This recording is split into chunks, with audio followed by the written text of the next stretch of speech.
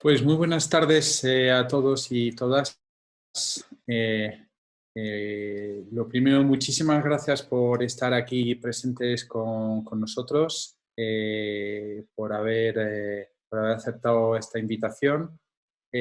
Hoy iniciamos nuestro primer webcast de Fellow Founders y de BESA y Calvo Abogados. Nuestra idea es que sea una charla útil, tanto por parte de Mariano Colmenar y también de Sebastián Crespo, y por lo tanto pues queremos que sea muy ameno. Primero, pedirles quizás un poquito de perdón por si veis que alguna vez se puede cortar, esperemos que no, porque como las comunicaciones algunas veces dan de sí, pues prefiero comentarlo, y si aquellas personas que tuvieran algunas dificultades para oírnos, recordar que tenéis que aseguraros que el sonido esté bien puesto.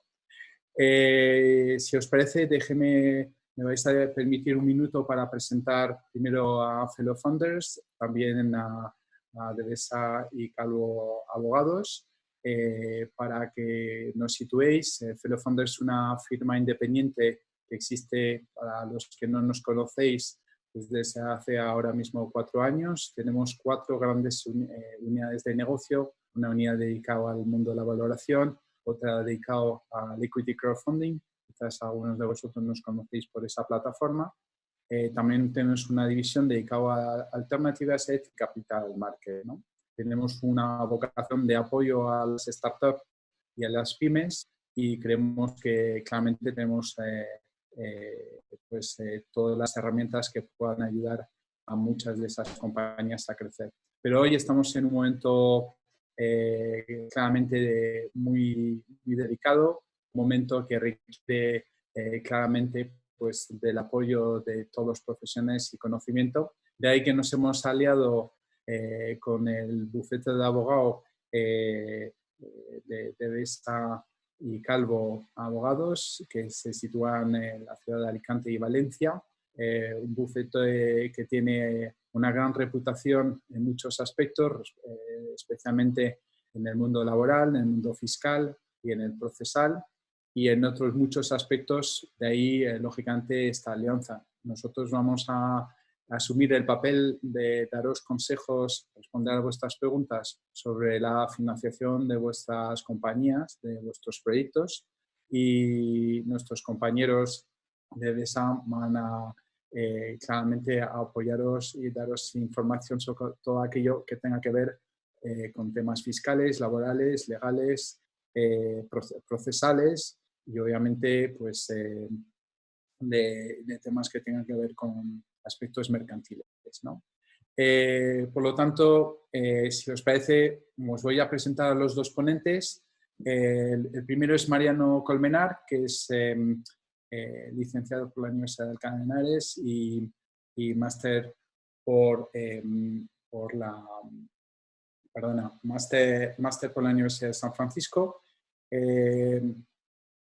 El caso de Mariano es muy interesante porque ha estado en los 3 sitios interesantes. Ha estado en un banco, en varios bancos, ha estado en banca de inversión, ha financiado muchos proyectos, tanto institucionales como de pymes.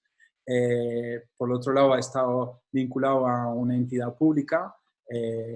Por lo tanto, pues conoce muy bien las problemáticas que están asociadas a este tema. Y luego lo otro, pues que ahora pues, es nuestro socio responsable de la parte de Alternative Asset y Capital Market, y por lo tanto, pues todo su conocimiento va a ser extremadamente interesante en esta charla y las que tendremos a lo largo de los próximos miércoles.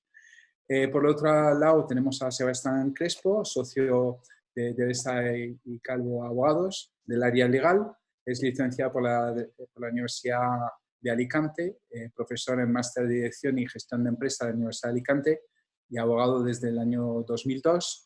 La verdad que es una persona también muy interesante, tanto por su experiencia, también por las firmas que ha estado pasando, por Deloitte y PricewaterhouseCoopers, y en ese momento pues está dirigiendo el Departamento de Derecho Procesal y está especializado en actuación judicial ante tribunales, procesos mercantiles y concursos de acreedores.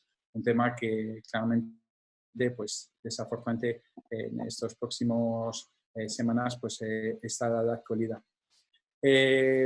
Sin más, y voy a cederle la palabra en un minuto a Mariano, que os va a hablar pues, justamente de temas de crisis, de panorama nacional, de explicar un poco los primeros apoyos financieros a startup y pymes, y luego obviamente les he pedido a los dos que nos den una nota de esperanza en este panorama tan difícil para todos, ¿no?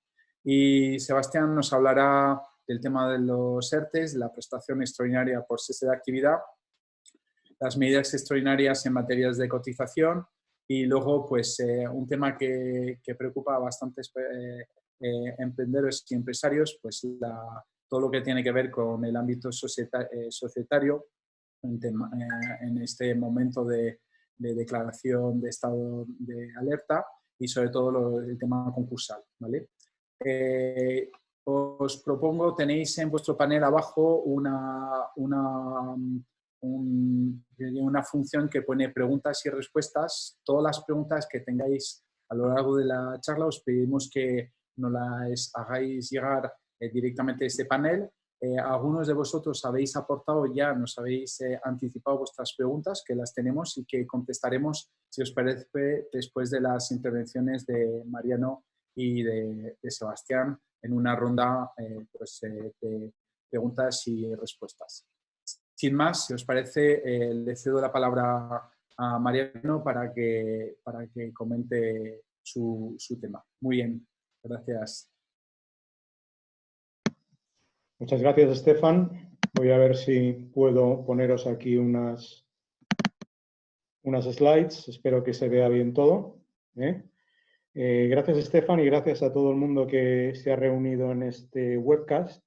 Como os ha dicho Estefan, por supuesto, gracias a nuestros socios para este cometido de Devesa y Calvo.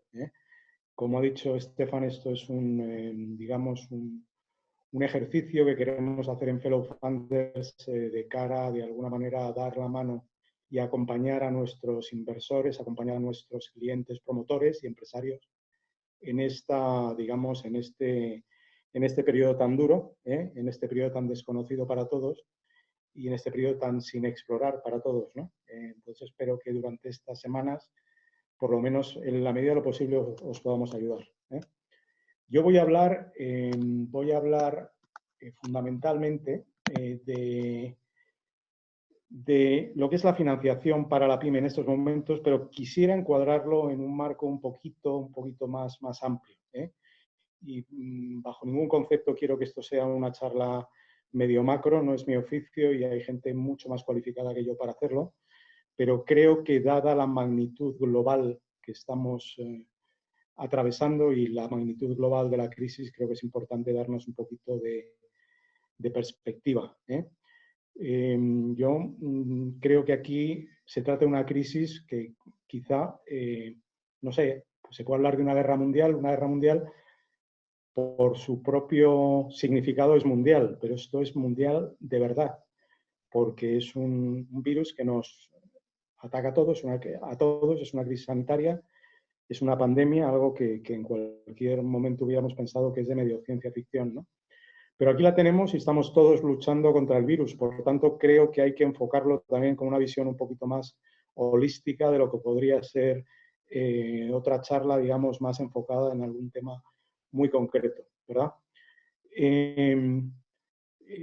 Estábamos hablando, o hemos oído a nuestro presidente del gobierno y a alguna persona más hablar de Plan Marshall versión 2, ¿no? A mí esto la verdad es que me da terror solamente pensarlo, ¿no? En primer lugar porque bueno, por lo que recuerdo remotamente en mis clases de historia y he repasado de alguna manera porque me llamó la atención, el Plan Marshall estaba hecho para apoyar una recuperación de un continente que había sido destrozado por una guerra. La recuperación, además, la ayuda venía de Estados Unidos, que creo que en este caso, bueno, yo sé que los americanos van a poner mucha digamos, munición en intentar que se recupere su economía, pero esperemos que no tengamos que depender de ellos. También era una recuperación, digamos, y una repoblación casi de los países, de las industrias, de los canales de comercio, y curiosamente, como lo patrocinan los americanos, eran una serie de medidas para proteger al mundo de los comunistas, ¿no? Cosa que ahora lógicamente no aplica, ¿no? Como digo, creo que deberíamos estar muy lejos de ese Marshall versión 2, y aquí de lo que se trata es de contención. Es decir, yo no quiero llegar a la recuperación, quiero contener. Si tengo que llegar a la recuperación, pues llegaré, pero en principio lo que estoy interesado es en contener. Y tenemos que contener, en primer lugar, la propagación del COVID-19. Creo que esto hay una unidad. Cada uno lo está haciendo un poco a su estilo. La historia dirá quién lo ha hecho mejor y quién lo ha hecho peor. Hay que contener el desplome de los mercados, muy importante, la confianza, las primas de riesgo. Eso al final se traslada de alguna manera, aunque en principio sea un tema muy macro, muy de financiación de los gobiernos, se traslada, como todos sabemos y hemos vivido relativamente recientemente, se traslada a las economías, digamos, empresariales y familiares también. Yo creo que ahí las primeras medidas de impacto, tanto el Banco Central Europeo con sus 750.000 millones de recompras anunciadas, que ya han tenido un efecto directo en lo que es la contención de las primas de riesgo y la posibilidad de que los estados emitan deuda, y qué decir de la Reserva Federal con ese bazooka de 2 billones latinos, digamos. Eso yo creo que va a ser muy importante también, ¿no? Muy importante también decir que todos tenemos un poco los estigmas de la crisis anterior, de la crisis del 2007-2008, ¿no? Esa era una crisis fundamentalmente que tenía sus raíces en los bancos, como todos sabemos. Era una crisis bancaria que hubo que recapitalizar a los bancos. En este país nos costó al erario, digamos, 61.000 millones, ¿no? En recapitalizar lo que eran las cajas de ahorro, digamos, racionalizarlas y recapitalizar el resto de la banca. Esto no va de bancos, esto va de una crisis global de oferta, con todas las cadenas de suministro, con todo lo que es la producción de bienes y servicios, y una crisis de demanda porque estamos todos encerrados en casa. Lógicamente, si unes una cosa con la otra, la combinación puede ser bastante fuerte, ¿no? Y por otra parte, hay una solución que se conoce. Desgraciadamente, la solución se conoce, lo que pasa es que no sabemos cuánto tiempo seremos capaces de tomar en que esto se resuelva. La solución se conoce, hemos visto algunos países que han tomado medidas, digamos, de carácter un poquito más preventivas. Ahí está el caso de Corea, ahí está el caso de China como ejemplo, que no quiero decir que haya sido lo ideal, lógicamente, pero también está el caso de Alemania y demás, ¿no? Entonces, bueno, pues la solución está ahí. Parte de la solución es quedarnos como estamos, es decir, en cuarentena.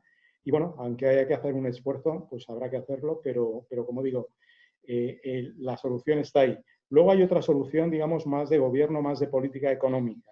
Y eso es muy importante. Yo creo que aquí los anglosajones son mejores, lo demostraron en la crisis anterior, y cuando disparan bien. Perdonadme un poco el símil, pero me refiero a que aquí las medidas que se tomen tienen que ser contundentes. No caben medias tintas. Y si hacemos medias tintas, será para luego tener una segunda, tercera versión y tardaremos mucho más en salir de la crisis. Si a eso le unes, que además es una crisis, digamos, sanitaria, pues si no se actúa con contundencia, rápido y con decisión, creo que podremos tener problemas, ¿no? Como digo, los mismos problemas y las soluciones, ¿no? Un poco más ciñéndonos a lo que es el panorama nacional, pues bueno, aquí yo creo que hablar ahora mismo del impacto económico que puede tener esta pandemia es un ejercicio de tirar una moneda al aire.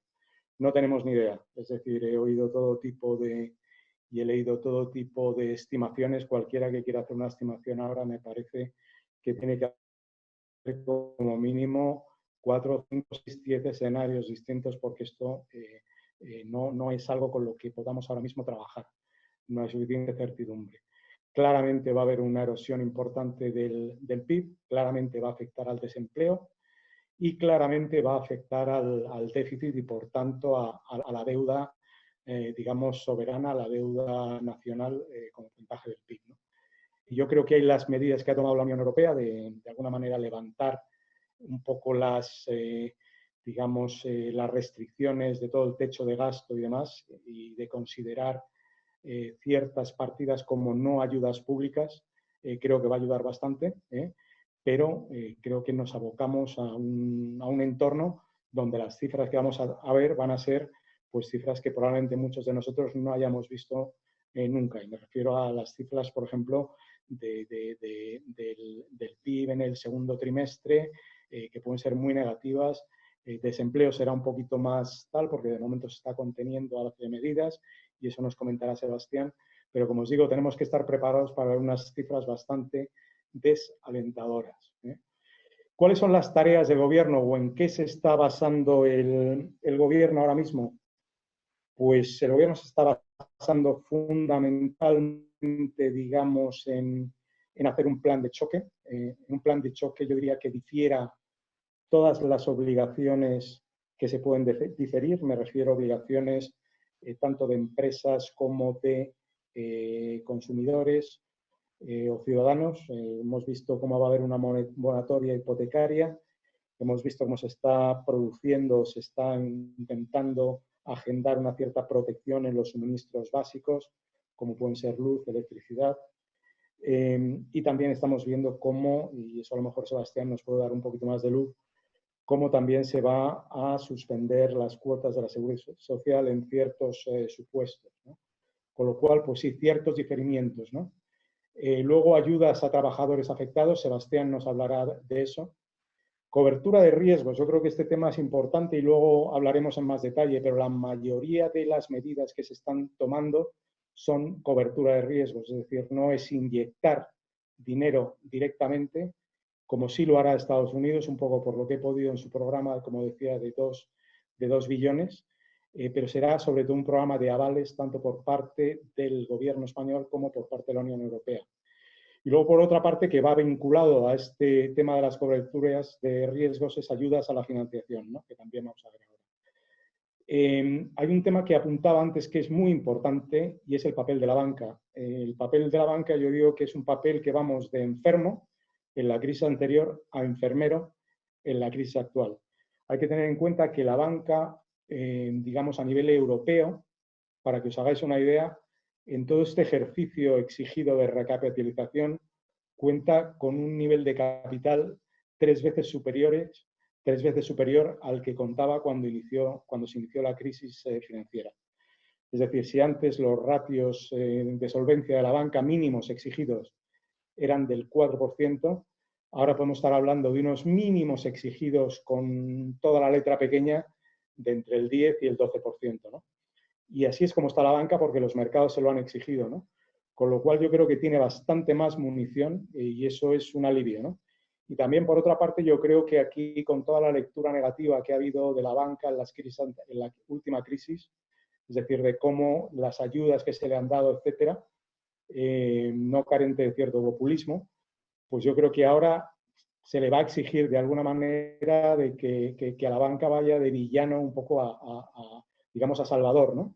Y entonces, bueno, vamos a ver qué papel tiene la banca, pero desde luego a la banca se le va a exigir bastante. Y creo que, bueno, si la banca nos ha estado hablando tanto de medidas de impacto social, de impacto medioambiental, de corporate governance, etcétera, pues yo creo que ahora tiene su momento muy difícil sin duda, pero desde luego creo que va a tener un papel protagonista porque, como os decía, los gobiernos van, sobre todo en Europa, van a avalar más que financiar directamente, ¿no? Luego, el último mensaje, así a nivel, digamos, doméstico, que os quiero transmitir es liquidez. Necesitamos liquidez. Es más, debemos exigir liquidez. No se nos olvide que estamos aquí porque a las autoridades de nuestro país y de nuestros países en general, seguramente con el mejor criterio y la mejor intención del mundo, pues han decidido que lo mejor es que nos pongamos en cuarentena y nos quedemos en casa. Lo cual me parece, como vuelvo a decir, indiscutible porque es seguramente lo que hay que hacer, ¿no? Pero claro, eso tiene unas implicaciones. Por tanto, no es que nos hagan un favor aportándonos liquidez, es que debemos exigir liquidez. Y permitirme recordaros que las empresas, como bien sabéis los que sois empresarios, no mueren de solvencia, no mueren porque el balance esté de una manera u otra, mueren como cuando no pueden afrontar sus pagos. Los bancos, como ya vimos en la crisis financiera, mueren de liquidez, no mueren de solvencia. Por tanto, debemos intentar por todos los medios preservar liquidez. En cuanto al apoyo, quizás yendo un poco al tema más micro y apoyo a pymes, fundamentalmente, el tema de autónomos es un tema que merece un capítulo aparte. Yo creo que está además bastante documentado y me voy a centrar más en la parte de pymes. Bueno, vamos a ver aquí, fundamentalmente, ya por haceros un recap, porque esto todavía tenemos que ver bien la letra pequeña y todavía nos sigue llegando información. Es decir, aquí, como os decía antes, la banca va a ser el protagonista y el Estado, a través del Instituto de Crédito Oficial, va a ser el garante de gran parte de estas líneas de financiación. ¿De acuerdo? Estamos hablando de 100.000 millones de avales. Os recuerdo que son avales, no son líneas de financiación directa, y son avales que el ICO, de alguna manera, como agente financiero del Estado, va a canalizar a través de la banca. Es decir, lo que a todos nos suena y todos estaremos familiarizados de una manera u otra, las líneas de mediación del ICO aquí van a ser las protagonistas.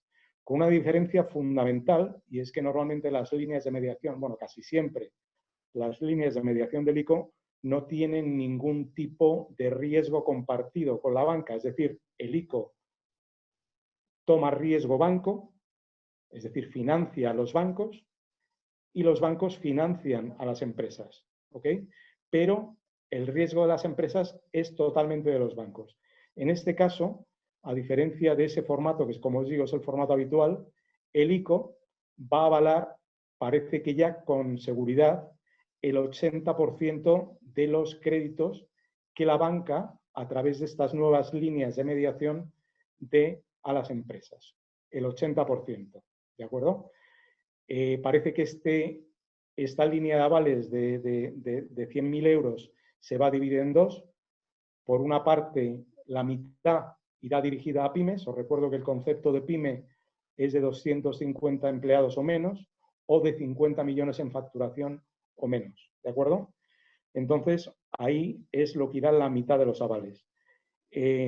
Cada pyme podrá optar por un máximo de 1,5 millones en, digamos, financiación directa, ¿okay? En financiación de estas entidades financieras, y podría ser o bien de un banco o bien de 4 bancos, pero no podrá exceder en estas líneas de 1,5 millones. El plazo tenemos entendido que será 5 años, con carencia de 1 año, y lo que nos queda todavía por ver son dos cosas importantes. En primer lugar, cuál será el tipo fijo que se aplique, qué grados de libertad tendrá la banca ahí, porque normalmente suelen estar capeadas las líneas, pero aquí todavía no sabemos exactamente qué tipo de límites van a tener. Y en segundo lugar, estos avales que, como digo, el gobierno presta a la banca, tenemos que ver si van a tener algún coste. Para mí esto me parece importante porque si van a tener algún coste, lógicamente la banca intentará repercutirlo en el precio a las compañías, ¿de acuerdo? Pero es muy importante tener en cuenta que en este caso, para las pymes, 50.000 millones de avales representaría bastante más a nivel de financiación. La banca normalmente cuando presta con unas, digamos, con unos modelos de pérdida esperada de las financiaciones que da. Entonces yo os voy a hacer un cálculo muy bestia, por llamarlo de alguna manera, y es que si la banca aplicara una pérdida esperada de 1/3 de toda la financiación que da, estaríamos hablando de que podría soportar con estos avales hasta 150.000 millones en financiación a pymes. Como os digo, en un supuesto bastante extremo de que hubiera una pérdida esperada del 33%, que sería, como digo, bastante fuerte, ¿no? Eso en cuanto, digamos, las pymes. En cuanto a las grandes empresas, que a lo mejor no es tanto el interés de este foro, pues iría el 50% restante, y ahí estaría un poco entregado en base a unos, digamos, criterios de ventas. Financiarían hasta un 25% de las ventas o 2 años de gastos de personal con las mismas condiciones en cuanto a plazo y términos de carencia, ¿no? eso es un poco, yo creo que va a ser el grueso de lo que va a ser la financiación que vamos a ver, ¿no?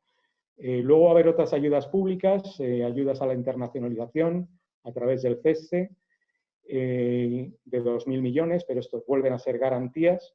Y también va a haber otras ayudas públicas, como pueden ser para la digitalización de empresas, etcétera, ¿no? Pero bueno, yo creo que al final aquí estamos tomando y teniendo en cuenta medidas de urgencia, líneas de financiación con carácter más urgente, y aquí claramente yo creo que lo que tiene que entrar en vena es la financiación que se va a dar a través de, o de alguna manera respaldada por los avales que hemos dicho antes, ¿de acuerdo? Por último, también habrá una financiación de la Unión Europea. Esta yo creo que va a tardar más tiempo en materializarse, estamos hablando de unos 40.000 millones, pero esto yo creo que es en toda la Unión Europea. Gran parte de esto vendrá también a través de avales del BEI, pero como os digo, yo creo que en ese sentido va a tener poca repercusión. También tener en cuenta que los bancos a nivel de circulante están extendiendo las líneas de financiación de circulante, como puede ser el tema del confirming, están extendiendo plazos, también financiaciones a la importación, están extendiendo plazos, con lo cual yo mi consejo aquí sería estar muy cerca de vuestros bancos, establecer una interlocución directa. Yo creo que ellos claramente tienen un interés en inyectar liquidez a la economía. Todavía tenemos que ver una resolución final. Yo creo que de hecho sí va probablemente a publicar hoy el decreto final con todas estas medidas, pero como os digo, para mí el tema más potente va a venir de esta línea de avales, ¿de acuerdo? Y si tenéis alguna pregunta con algún detalle más en concreto, estaremos encantados en contestaros. Deciros también, porque lógicamente desde Hello Funders, como sabéis, también financiamos startups. Lógicamente la financiación a startups ahora mismo pues va a ser la que siempre ha venido siendo. Yo creo que Friends and Family en la parte, si quieres, más semilla, en la parte de más early, plataformas como la nuestra, Hello Funders, por supuesto que están totalmente abiertas a escucharos y desde luego a analizar los proyectos que nos podáis presentar. Finalmente, Stefan me ha pedido que de alguna manera dé algunas pinceladas un poco de ánimo, y yo creo que hay que darlas también, porque lo último que se pierde es el ánimo. Yo creo que aquí hay varios puntos importantes que tenemos que tener en cuenta. En primer lugar, pues afortunada o desafortunadamente, yo en mi carrera profesional pues ya he vivido, yo el otro día lo contaba, por lo menos 6 o 7 crisis de gran calado. Entonces yo creo que todos estamos adquiriendo una cierta experiencia en gestionar crisis, ¿no? Nuestros políticos, nuestras autoridades monetarias también. Entonces esperamos y confiamos en que ellos sean capaces pues, de gestionar esto de la mejor manera posible, ¿no? Luego, por otra parte, contamos con unas herramientas a nuestra disposición que probablemente no las hayamos tenido en otras crisis. Una es I+D. A mí me viene a la cabeza la construcción de hospitales en cuestión de semanas en China, o lo que hemos sido capaces de hacer en Madrid en el campo de las naciones. Yo creo que eso dice bastante a nuestro favor. La tecnología, la digitalización que hace que hoy por hoy podamos tener conversaciones como estas a través de estos medios, o que nuestros equipos puedan estar teletrabajando y aplicando todo tipo de medidas de flexibilidad en lo que es el trabajo y el día a día, ¿no? Yo creo que eso es una diferencia abismal. Y como os decía antes, y no dejo de restar la importancia porque es muy, muy importante, es que los bancos están bien capitalizados, luego deben tener un papel protagonista. Yo creo que es, digamos, de alguna manera su momento para quitarse los estigmas de crisis pasadas, ¿no?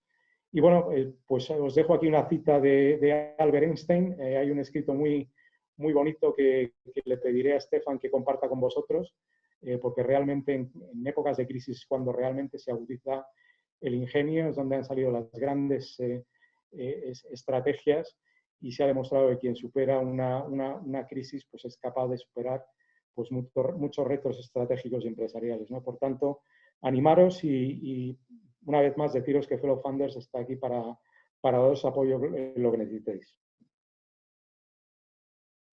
Pues muy bien, muchísimas gracias, Mariano, por tu intervención. Recordar a los participantes de este webcast que está abierto el canal de preguntas para aquellas preguntas que quisierais hacer luego a Mariano y que contestaremos después de la intervención de Sebastián. Si os parece, le vamos a hacer la palabra a Sebastián para que, por su parte, pedirle gracias a Mariano, pedirle que si puedes quitar tu pantalla, compartir tu pantalla y así le cedemos la palabra a Sebastián. Muy bien, muchas gracias, Mariano. Muy bien, buenas tardes.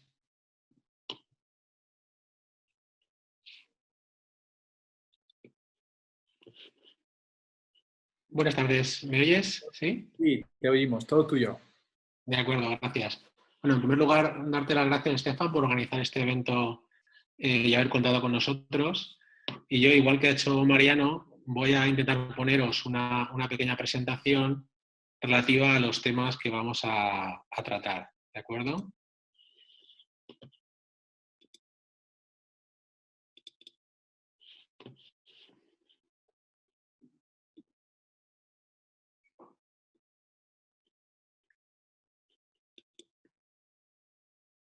Muy bien. Perfecto. ¿Veis toda la presentación, verdad? Yo os voy a hablar, en primer lugar, de lo que sería el ERTE por fuerza mayor, que es la principal novedad que ha introducido el Real Decreto Ley 8/2020, que se dictó el pasado 17 de marzo. En relación con el ERTE por fuerza mayor, lógicamente va a ser un expediente de regulación temporal de empleo motivado de un modo directo en la epidemia que estamos sufriendo en la llamada COVID-19. Va a afectar en principio a todo tipo de empresas y lo importante es que la empresa pueda acreditar que va a sufrir pérdidas o está sufriendo pérdidas como consecuencia de la declaración del estado de alarma, bien porque se hayan suspendido sus actividades, bien porque se hayan cancelado sus actividades, bien porque se haya visto obligado a cerrar temporalmente locales de afluencia pública o incluso cuando se haya visto mermada su capacidad productiva como consecuencia de las restricciones relativas a la movilidad de personas, bienes, mercancías o suministros. En particular, esta medida que vamos a ver, lo que va a provocar es que nosotros podamos, durante el periodo de duración del estado de alarma, en principio, lo que decía el decreto es un mes desde la entrada en vigor, o si se prorroga hasta el último día del estado de alarma, podamos suspender temporalmente los contratos de trabajo de nuestros trabajadores. Pero para podernos acoger a estas medidas, el propio decreto establece una cautela que puede ser problemática. Y es que nos tenemos que comprometer al mantenimiento del empleo durante un plazo de 6 meses desde la fecha de la renovación de la actividad.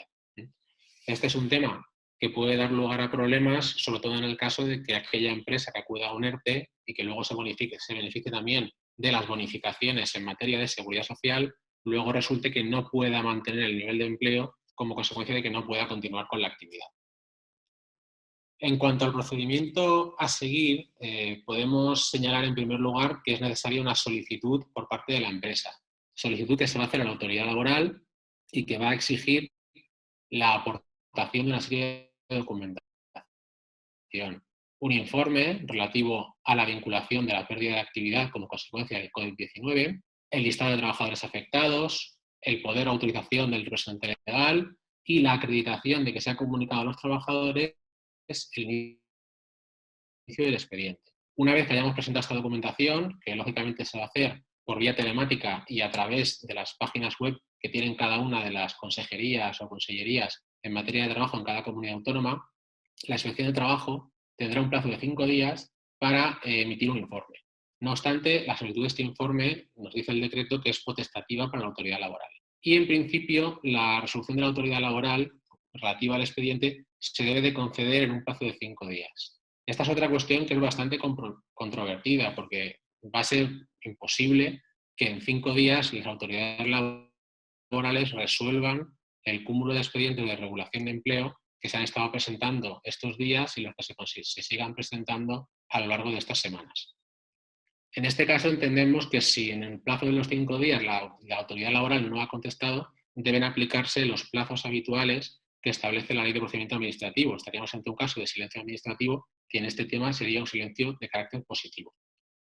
La empresa debe de comunicar a los trabajadores, lógicamente, que se ha iniciado el procedimiento de regulación temporal de empleo, y la ventaja que tenemos es que los efectos de la suspensión son desde la fecha del hecho causante de la fuerza mayor. En este caso, el hecho causante de la fuerza mayor básicamente es la declaración del estado de alarma, ¿sí? Con lo cual se van a retrotraer los efectos, aunque lo presentemos más tarde, a la fecha de 14 de marzo. También el decreto 8/2020 ha hecho una modificación a lo que sería el ERTE por causa económica, técnica, organizativa y de producción. El Estatuto de los Trabajadores ya regulaba, lógicamente, los expedientes de regulación temporal de empleo.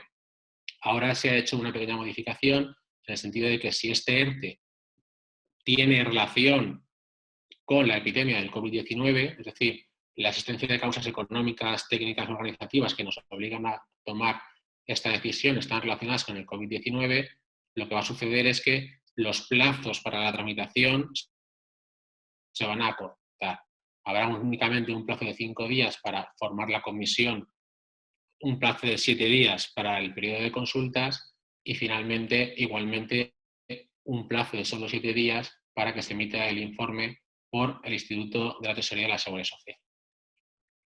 De este modo, lo que hacemos es reducir los plazos de los periodos de consultas que estaban regulados con carácter general para ese tipo de procedimientos. Queríamos comentaros también, porque se ha planteado, la prestación extraordinaria por cese de actividad. Esta prestación extraordinaria por cese de actividad, lo primero que tenemos que tener en cuenta es que su vigencia está muy limitada. Está limitada a un mes o hasta el último día del mes en que finalice el estado de alarma. Van a poderse acoger a ellas aquellas personas que sean trabajadores por cuenta propia o autónomos, siempre que su actividad haya quedado suspendida en virtud del Real Decreto de estado de alarma, o bien si su actividad no ha quedado suspendida cuando la facturación en el mes anterior a que se solicita implique una reducción de al menos el 75% en relación con el promedio de facturación del semestre anterior. Es decir, cabe la posibilidad de que estemos ante un autónomo que haya tenido que cerrar literalmente su negocio por obligación legal. Imaginemos un restaurante, una tienda de comercio al por menor, un bar, una cafetería. Ahí esto lo tenemos muy claro, pero también hay situaciones en las cuales el decreto no ha obligado a cerrar. Por ejemplo, un profesional liberal como un arquitecto, pues no tiene obligación de cerrar su actividad, pero sí que puede ver reducida su actividad de un modo drástico y, por lo tanto, reducir sus ingresos en más del 75%. ¿Qué requisitos tendrá que cumplir esta persona para poderse acoger a la prestación? Pues, en primer lugar, estar afiliado y en alta en Seguridad Social el 14 de marzo, estar al corriente de pago de cuotas de Seguridad Social, o si no lo está, atender la invitación al pago que le efectúe el órgano gestor, y la percepción que va a tener será un 70% de la base reguladora o de la base mínima. Lo importante aquí también es que esta prestación extraordinaria no va a afectar a la cotización ni tampoco va a computar en el caso de que se acceda después a la prestación por cese de la actividad ordinaria. La siguiente medida, de alguna manera, medida estrella de este Real Decreto Ley 8/2020 es la posibilidad de obtener una exoneración en el pago de las aportaciones empresariales a las cotizaciones sociales. Ojo, esto solamente se va a producir cuando estemos ante un ERTE por fuerza mayor vinculada al COVID-19. En este caso, mientras dure el periodo de suspensión, se podrá obtener una exoneración en el abono de la aportación empresarial. La condición que vamos a tener que cumplir para que se nos pueda aplicar el beneficio es, en primer lugar, empresa de menos de 50 trabajadores, en situación de alta en Seguridad Social, tendrá una exoneración completa, pero si la sociedad tiene una plantilla de más de 50 trabajadores, existirá obligación de cotizar, pero habrá una exoneración del 75% de la aportación empresarial. Para obtener este beneficio es necesario solicitarlo. No es algo que se vaya a aplicar de oficio, tiene que haber una solicitud expresa por parte de la empresa. Y esta exoneración no va a tener efectos negativos para el trabajador, es decir, el trabajador va a seguir cotizando a todos los efectos de cara a la seguridad social. En el caso de que la empresa plantee esta solicitud, será necesario identificar a todos los trabajadores afectados y el periodo concreto de suspensión o de reducción de la jornada. Vamos a comentar también, aparte de estos aspectos laborales, algunos aspectos de carácter societario que van a afectar mucho a las sociedades mercantiles ahora durante el estado de alarma.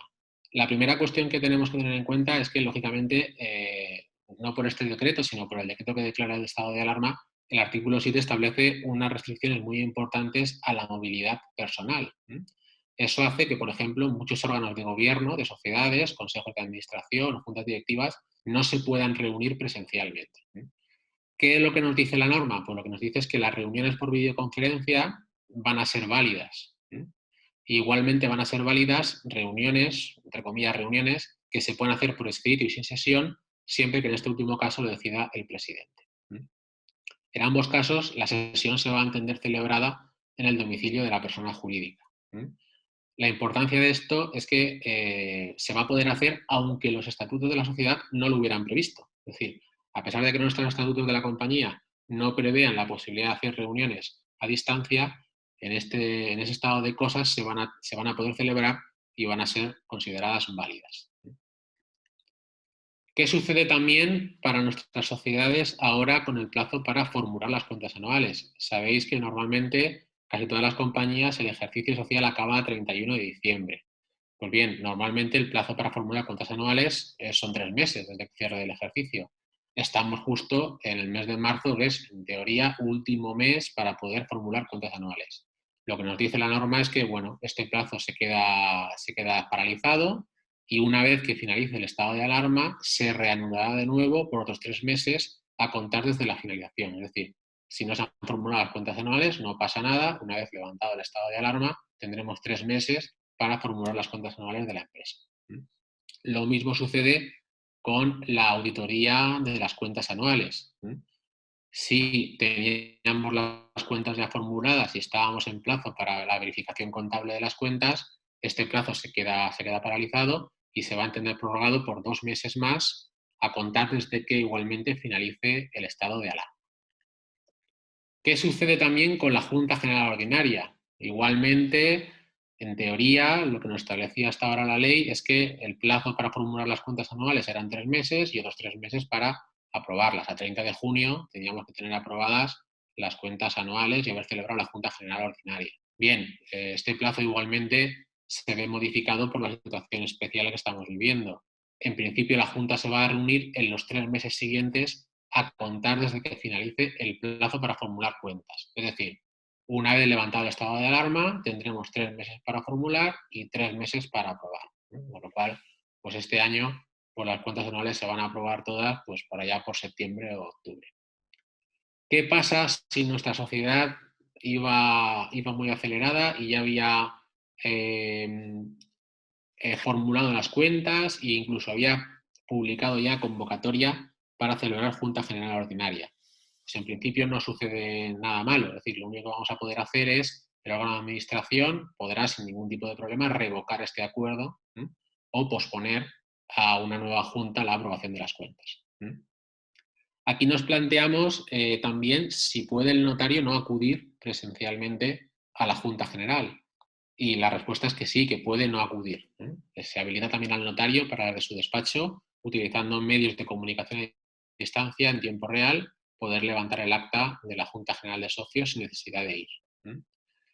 ¿Qué sucede con el derecho de separación del socio en estos momentos? Pues que no lo puede ejercitar. Un socio que quiera ejercer en este momento el derecho de separación de la sociedad no lo va a poder hacer hasta que no se levante el estado de alarma. Lo mismo sucede con el reintegro de aportaciones. Durante el estado de alarma no se va a poder exigir el reintegro de aportaciones por parte de los socios de las cooperativas. Y en relación con la disolución de la sociedad, sucede lo mismo. Durante la vigencia del estado de alarma, este plazo también queda paralizado y aunque se haya llegado al final, al término de la duración de la sociedad fijado en estatutos, no se va a producir la disolución de pleno derecho hasta que no transcurran 2 meses desde que finalice el estado de alarma. Lo mismo sucede si estamos en causa legal o estatutaria de disolución. El órgano de administración no va a tener la obligación de convocar la Junta General de Socios a fin de que adopte el acuerdo de disolución. se va a prorrogar este plazo y se va a suspender hasta que se levante el estado de alarma. Y una norma importante, en el caso de que sea una disolución, por ejemplo, por deudas, el administrador no va a responder de las deudas sociales contraídas en este periodo, por el hecho de no llevar a efecto la convocatoria de la Junta para hablar de la disolución. En cuanto a los plazos registrales, también son plazos que durante la vigencia del estado de alarma han quedado paralizados. Es decir, cualquier escritura que tuviéramos presentada en el registro mercantil, pendiente de despacho y que nos hubieran calificado negativamente y hubiera que subsanar, sabemos que normalmente el asiento de presentación pues tiene una vigencia de 15 días, no pasa nada. Es decir, el asiento de presentación se va a quedar vigente hasta que se levante el estado de alarma. A este respecto, además, hay una instrucción del pasado 15 de marzo de la Dirección General de Seguridad Jurídica y Fe Pública que establece que las notarías solo funcionan para actuaciones urgentes, con lo cual tampoco tenemos ahora mismo la capacidad de hacer muchas actuaciones en notaría a efectos societarios. Y los plazos procesales, 3/4 de lo mismo, han quedado paralizados en todos los órdenes jurisdiccionales el cómputo de plazos procesales que se reanudarán cuando se levante el estado de alarma, salvo para aquellas actuaciones que se consideran urgentes. Por eso, si alguna mercantil tenía pendiente de presentar una reclamación judicial o incluso había recibido una reclamación judicial, todos los plazos para actuar o contestar están ahora mismo suspendidos y continuará su cómputo en el momento en que se levante el estado de alarma. Y finalmente, y ya para concluir este apartado, quería comentaros lo relativo a lo que sucede con la declaración de concurso de acreedores. Vamos a ver. Es un tema particularmente importante porque es algo que está sobre la mesa y además en el momento que se levante el estado de alarma se espera que haya muchas empresas que tengan que acudir al solicitar su concurso de acreedores, bien porque no puedan reanudar la actividad, bien porque el endeudamiento que tengan sea inasumible como consecuencia del parón, ¿no? De modo que no puedan atender puntualmente al pago de todos sus acreedores. Esto es así y la ley concursal en principio establece un plazo de 2 meses para el empresario que conoce o debiera conocer que está en situación de insolvencia, es decir, que está en situación de no poder atender a sus pagos de modo puntual y regular. Bien, durante la vigencia del estado de alarma este plazo no corre, es decir, hasta que no se levante el estado de alarma no van a computarse estos 2 meses para ejercer el plazo para solicitar el concurso voluntario de acreedores. Además, los jueces de lo mercantil no van a admitir solicitudes de concurso necesario que pueda presentar cualquier acreedor contra nosotros durante estos 2 meses o los posteriores al levantamiento del estado de alarma. Y en el caso de que el deudor solicite su concurso voluntario, se va a despachar antes y con preferencia que aquel concurso necesario que haya interpuesto cualquier acreedor. Igualmente, si el deudor hubiera utilizado el mecanismo del artículo 5 bis de la ley concursal, es decir, el llamado preconcurso o el inicio de negociaciones con acreedores para llegar a acuerdos de refinanciación o incluso adhesiones a una propuesta anticipada de convenio, sabéis que el plazo que nos da la ley para hacer esa negociación es de 3 meses y que al mes siguiente se debe haber iniciado el concurso voluntario o haber conseguido la refinanciación de la empresa.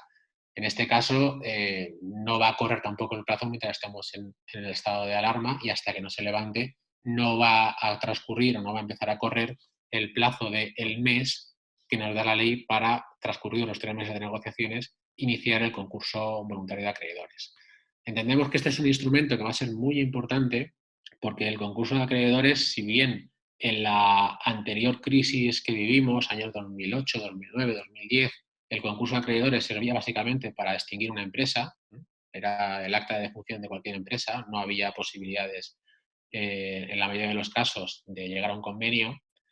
Esta crisis entendemos que probablemente sea distinta, porque si bien la crisis que vivimos en el año 2008, 2009, 2010 fue una crisis muy larga, esta crisis parece que va a ser una crisis muy dura, pero muy corta, es decir, de 2, 3 meses. Con lo cual, sí que va a ser posible, o en muchos casos va a ser posible, buscar un convenio con los acreedores para, con una quita, una espera, volver a conseguir esa liquidez suficiente para mantener la situación de la sociedad con capacidad para continuar con la puerta abierta, seguir trabajando y mantener los empleos. Por eso entendemos que es una norma muy importante el hecho de que se haya permitido o se haya relajado la posibilidad de acudir a ese instrumento legal sin necesidad de correr en este momento. Y por mi parte, esto es básicamente lo que yo os quería exponer. Todas las preguntas que queráis hacer, pues igualmente las podéis remitir para que las podamos ir contestando. Muy bien, pues muchísimas gracias, Sebastián, por tu presentación y sobre todo por aclarar muchos conceptos. Si os parece, vamos a pasar a la sesión de preguntas. Voy a empezar por iniciar las preguntas que te están dirigidas a ti, Sebastián, si te parece. Y así, pues, aquellas preguntas que por su extensión o por su problemática, quería comentar a todos los participantes.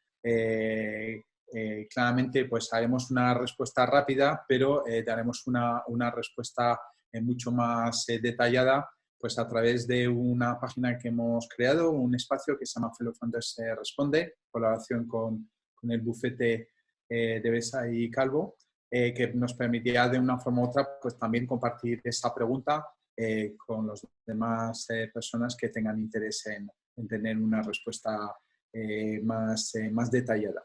Por lo cual, si te parece, algunas de esas preguntas han sido contestadas a lo largo de tu intervención, pero quizás podías, en estilo telegráfico, responder a alguna de ellas, ¿vale? Entonces, la primera pregunta es, creo que has respondido bastante, ¿qué tipo de empresas puede hacer un ERTE?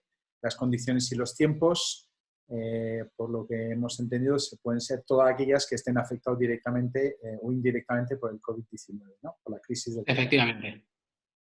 Las condiciones los has expresado perfectamente y los tiempos entendemos que es hasta que se acabe el estado de alerta, ¿no? Efectivamente. Hay que tener en cuenta que la fuerza mayor la ha provocado el COVID-19 y la declaración del estado de alarma. Cuando acabe la vigencia del estado de alarma, la fuerza mayor ha desaparecido. Con lo cual, hasta ese momento, podríamos hablar de un ERTE por fuerza mayor. Vale. ¿Qué sucede si acaba el estado de alarma y yo sigo sin capacidad para que mi empresa funcione? Pues ahí tendríamos que ir a un segundo ERTE por causas económicas, pero ya no por fuerza mayor. Vale, perfecto.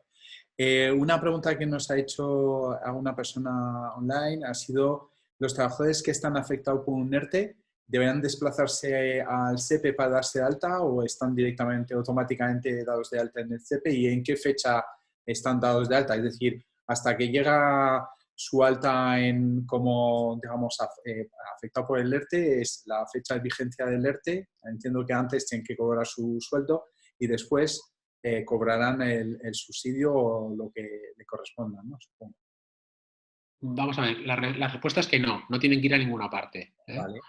En primer lugar, de oficio, en principio, si todo funciona bien, cuando la empresa presenta su ERTE, presenta una relación de trabajadores afectados. Con esa relación de trabajadores afectados, de oficio se les tiene que dar de alta en el SEPE para el cobro de la prestación. Vale. Además de ello, hay que tener en cuenta que las oficinas del SEPE están cerradas. No obstante, si hubiera algún problema, el trabajador podría perfectamente, por vía telefónica o incluso por vía telemática, si tiene certificado digital, tramitar su solicitud. Pero no obstante, lo normal es que no tenga que hacer nada porque se debe de hacer de modo automático como consecuencia de la presentación del ERTE. Y la fecha de efecto será la fecha que indica la empresa, que normalmente va a ser el 14 de marzo. Desde ahí empezaría a cobrar el desempleo. Vale, es decir que la fecha, aunque los plazos que nos has indicado anteriormente respecto a la presentación, etcétera, etcétera, la fecha sea retroactiva a partir del 14 de marzo, entonces. Sí. Además, sabéis que cuando se solicita la prestación por desempleo, a nivel general, cuando se solicita la prestación por desempleo, el trabajador tiene que cumplir un plazo, porque si no la presenta en tiempo y forma, todo lo que tarde en presentarla es derecho de paro que no cobra. ¿Vale? Esta norma, el Real Decreto la ha eliminado, ¿eh?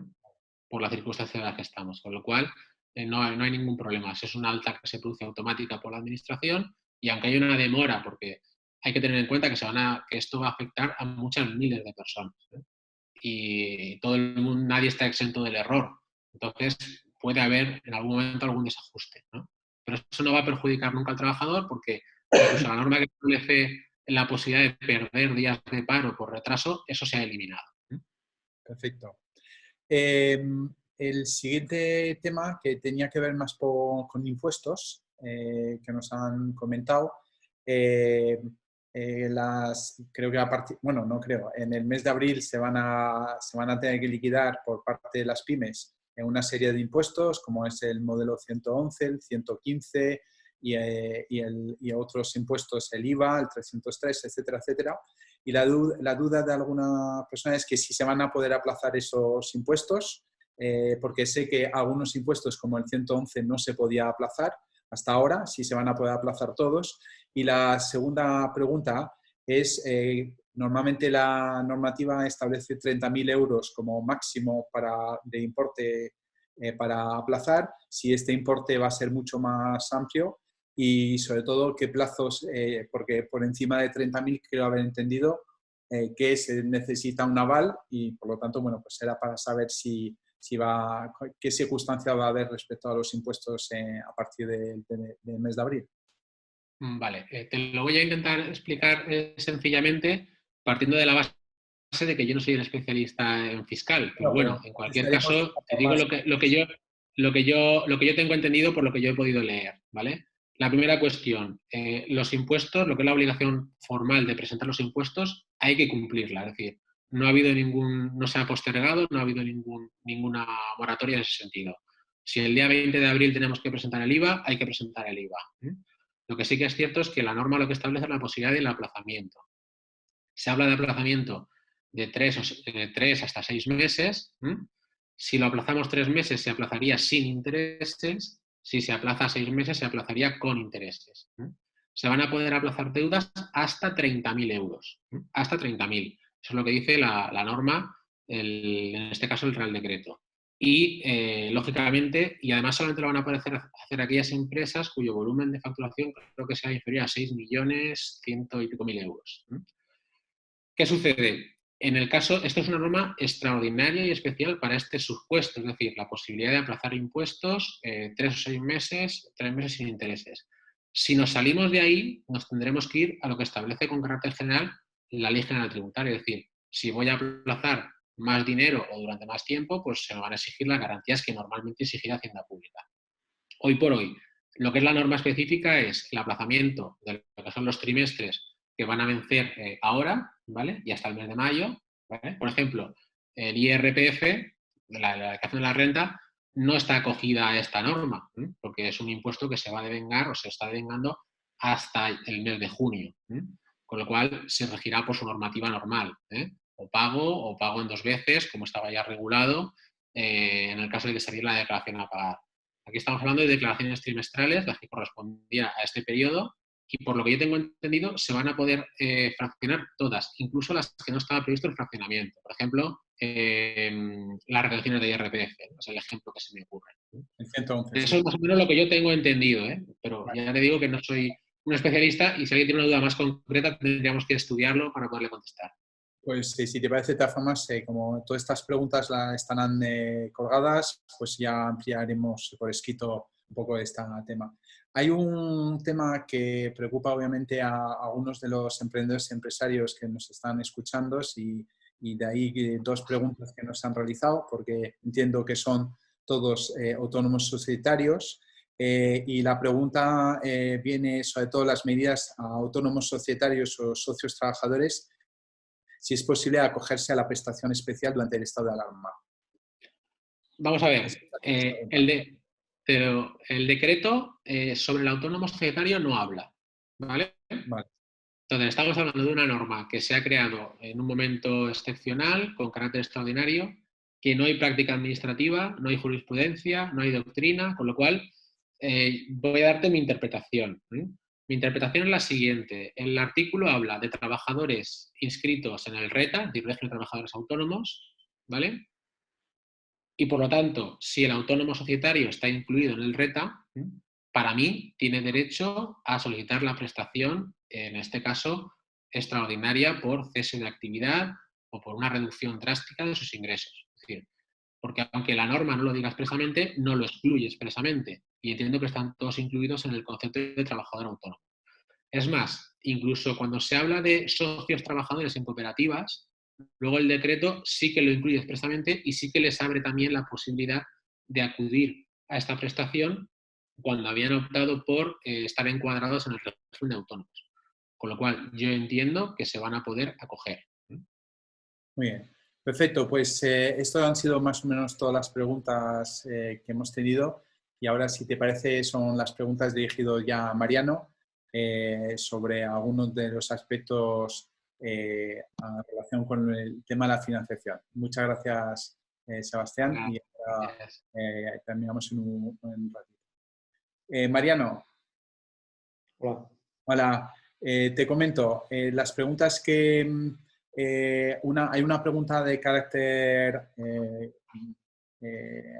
relacionado más con la inversión y la pregunta es ¿cómo afecta el parón generalizado y el miedo a la inversión a la financiación alternativa? ¿Cómo crees que puede afectar claramente pues ese parón y ese miedo que hay ahora mismo respecto a la inversión y a la financiación alternativa? Bueno, vamos a ver, yo creo que son, por la parte es inversión y financiación, es decir, por la parte de inversión, vamos a ver, yo creo que claramente ahí estamos en un impasse ahora en el que estamos todos en estado de shock. Entonces, pues bueno, yo creo que el inversor en financiación alternativa, y bien sea a través de un vehículo, digamos, de capital privado, como puede ser un vehículo de capital riesgo o capital de private equity, digamos, o bien a través de inversiones directas en startups o en pymes, lógicamente tendrá que hacer una recomposición y un reassessment de alguna manera de su cartera de activos, ¿no? Vemos que los activos cotizados pues han sido penalizados de una manera pues muy importante. Va a haber una correlación, no cabe la menor duda, con los activos no cotizados, tradicionalmente la hay. Si bien es cierto que los activos no cotizados, digamos que tienen una correlación más directa con lo que es la evolución de la actividad económica un poco medida por el PIB. Es decir, la ventaja que tienen los, digamos, activos no cotizados, en este caso estoy hablando a través de vehículos, como puede ser un private equity o un venture capital o un club de inversión, es que el horizonte de inversión es a más largo plazo. Por lo tanto, pues hay palancas, digamos, de gestión en manos de los gestores de estos vehículos que a lo mejor pueden de alguna manera mitigar parte de ese riesgo y las reacciones, digamos, más inmediatas, que tienen más que ver con el tema de los impulsos y los sentimientos, que hay toda una literatura escrita en cuanto a los activos cotizados, quizá en esta inversión alternativa no se da tanto. Eso es en cuanto a la inversión, con lo cual yo creo que lo mejor es esperar, tener un poquito de calma, estar cerca de bien los gestores que gestionan estos fondos o de las compañías, en el caso de Fellow Funders, de las compañías que hemos podido financiar o que han podido financiar a través de nuestra plataforma, como lo estamos haciendo. Y yo creo que es un poco llevar al inversor de la mano ahora mismo. Nada de, lógicamente, en inversión alternativa no se pueden tomar medidas, digamos, a corto plazo porque no son activos cotizados, como todos sabemos, y la liquidez es menor, ¿no?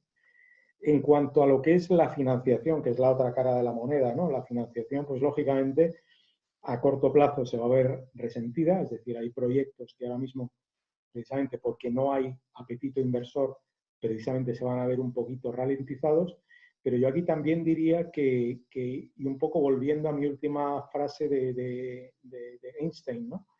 Que al final yo creo que cada crisis nos trae, digamos, ángulos distintos de a lo mejor generar una estrategia a partir de esa crisis. Y lo que vemos es que hay ciertos sectores que claramente van a ser más inmunes e incluso se van a ver beneficiados de la situación por la que vivimos, ¿no? Estoy pensando en todo tipo de sectores que sean ligeros en cuanto a activos fijos, que no consuman mucha caja, que sean digitales. Por supuesto, creo que el sector de biotecnología, pues un sector y de hecho lo hemos visto, los activos cotizados que se han visto penalizados menos que otros activos más, digamos, industriales. Entonces, eso sería un poco mi contestación a esa pregunta, ¿no? Vale.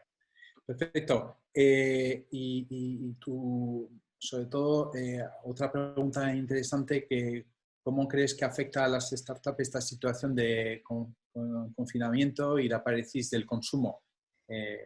¿Cómo ves esta situación para las startups desde tu punto de vista?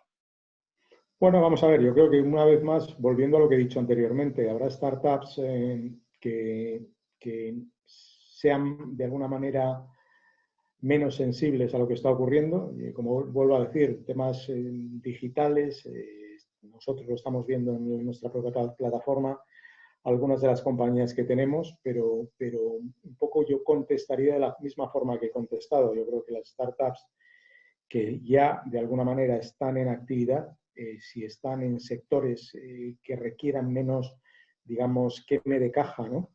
En sectores donde el nivel de costes y el nivel digamos, de activo fijo o de gastos fijos sea menor, pues yo creo que podrán capear un poquito mejor el temporal. Luego también dependerá un poco de la liquidez que tengan, es decir, aquellas que hayan hecho una ronda pues relativamente recientemente, ¿no?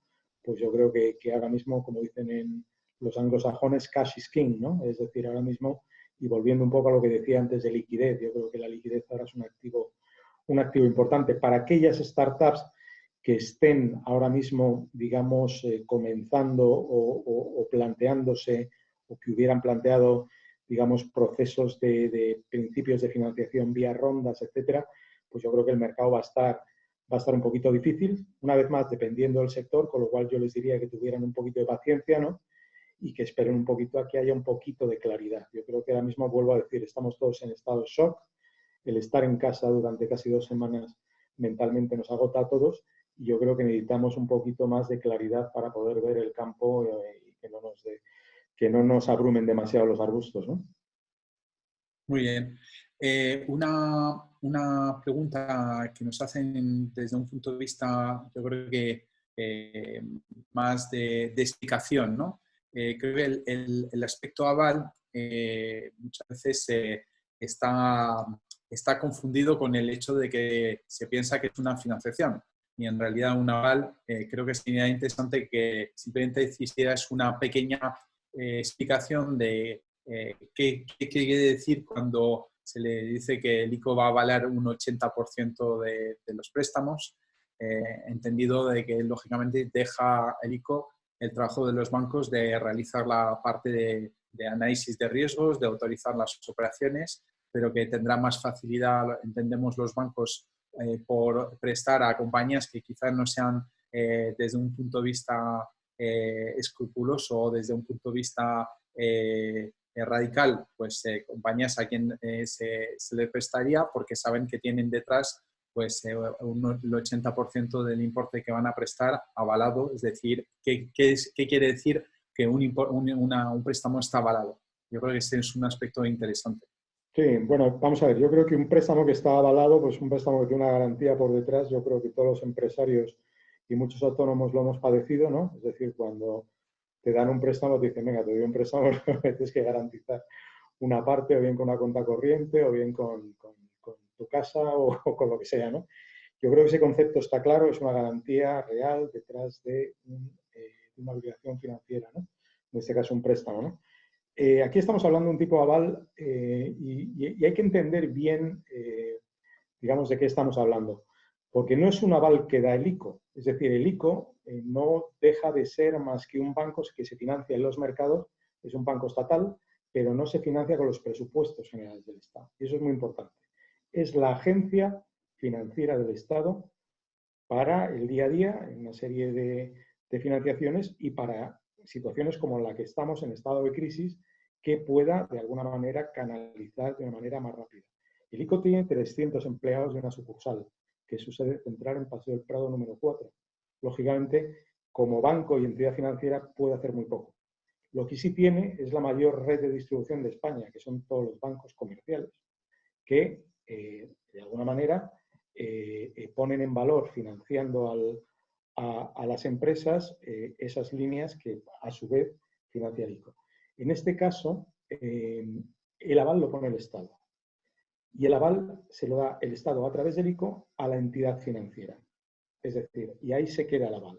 Es decir, yo como banco, o la entidad financiera como banco, tiene más garantías al dar un crédito a un tercero, a una persona física, a una persona en este caso, a una persona jurídica, porque parte de su riesgo está cubierto. Entonces, claro, yo creo que para una entidad financiera esto es una ventaja tremenda, ¿no? Yo antes decía, y ponía el ejemplo, claro, hay una doble ventaja en este caso para el Estado. Por una parte, no tiene que poner dinero en la mesa, es decir, el aval es una garantía ante un pago o un repago que puede o no producirse en el futuro. Con lo cual, de alguna manera, el Estado lo que está es aplazando una futura posible contingencia, ¿vale? Con lo cual esto, pues hombre, le da cierta soltura. Y por otra parte, si recordamos cuando Pedro Sánchez habló de la primera, yo creo que fue cuando el estado de alarma, se declaró estado de alarma, dijo que con líneas de financiación del Estado, que en este caso eran estos avales de 100.000, se movilizarían recursos de 200.000. Es decir, ¿por qué se movilizan recursos de 200.000? Porque si yo soy un banco y me garantizan la mitad de lo que voy a prestar, puedo prestar más de lo que me garantizan, lógicamente, ¿no? Entonces, esto es muy importante. Luego lo que tenemos que ver, y por eso estaba diciendo antes que tenemos que ver un poco en qué se concreta el decreto que creo que se publicaba hoy, es que estos avales del 80%, hay varios modelos. Es decir, te pueden avalar un 80%, que es que las primeras pérdidas de ese préstamo las cubre el Estado, lo cual sería la mejor, digamos, de las alternativas, en este caso, para el prestatario, para la empresa, para el prestamista, para el banco, quiero decir, o un modelo como el belga, por el cual el banco, dentro de ese 80%, el banco asume el primer 3% de pérdidas, después del 3 al 5% restante, o sea, siguiente de pérdidas, van a medias el banco y el Estado, y a partir del 5% el Estado asumiría el 80%.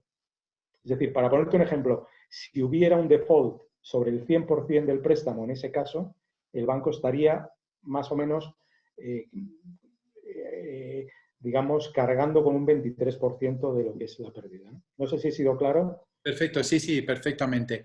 Si te parece, me quedan 3 preguntas que me gustaría hacerte a ti y a Sebastián, porque creo que son un poco de los dos lados.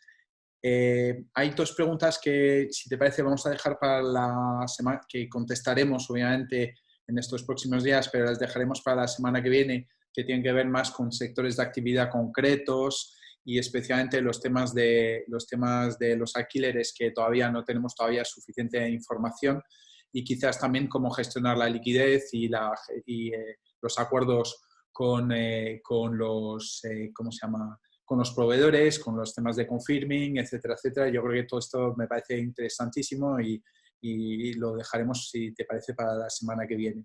Pero hay 3 preguntas que son 3 preguntas interesantes que quizás te dejaré que contestes tú y luego le preguntaremos también a Sebastián.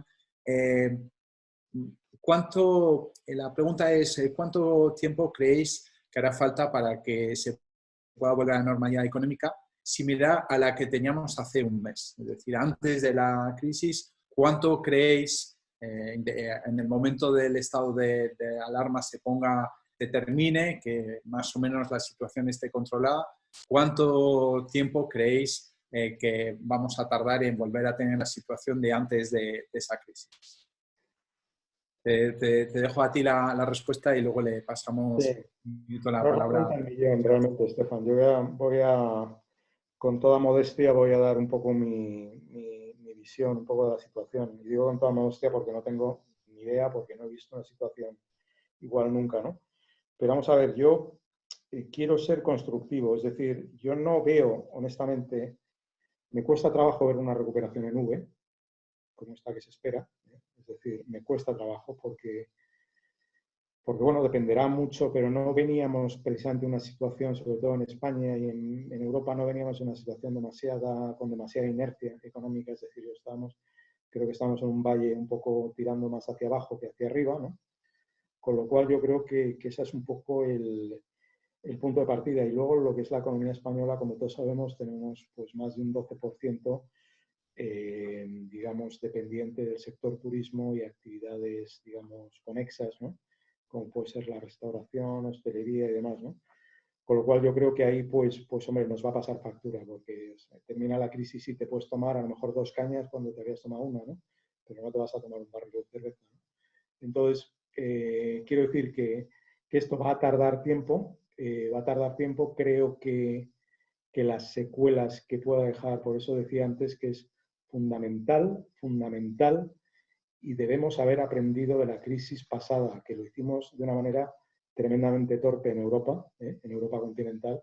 Es fundamental que las medidas que se tomen con contundencia. No se puede titubear. Es decir, ahora mismo hay que poner toda la carne en el asador, ¿eh? Creo que los gobiernos así lo han entendido, creo que la Unión Europea así lo ha entendido y ha dicho, no te digo barra libre, pero casi barra libre, ¿eh? Al levantar el techo de gasto, al levantar todo el tema de ayudas de Estado y demás. Con lo cual yo creo que ahora mismo necesitamos un buen CEO, honestamente. Y cuanto mejor sea el CEO, antes nos recuperaremos.